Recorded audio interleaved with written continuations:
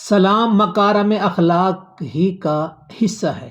سلام کرنا ایک دوسرے کے حق میں دعا ہے۔ سلام کو پھیلانا ایک دوسرے کے حق میں سلامتی کی سفارش ہے۔ یہ ایک اچھی سفارش اور جائز سفارش ہے، جس کا پچھلی آیات میں، گزشتہ آیات میں بھی اس کا تذکرہ آپ نے سنا ہے۔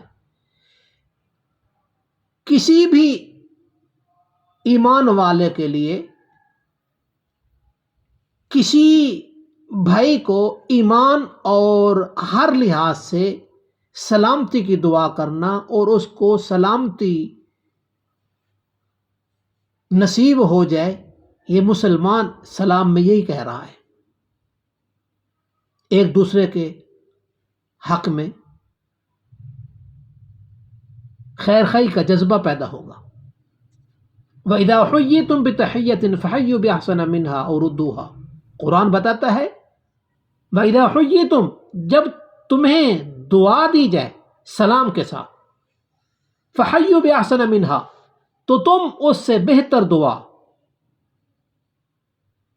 کو رپیٹ کرو، بہتر دعا دو، اور ردوها، یا کم از کم اسی کو لوٹا دو۔ مثلا ایک آدمی نے کہا السلام علیکم، وعلیکم السلام، اور ردوها، وعلیکم السلام۔ فحیوا بأحسن منها کیا ہے؟ وعلیکم السلام ورحمۃ اللہ وبرکاتہ۔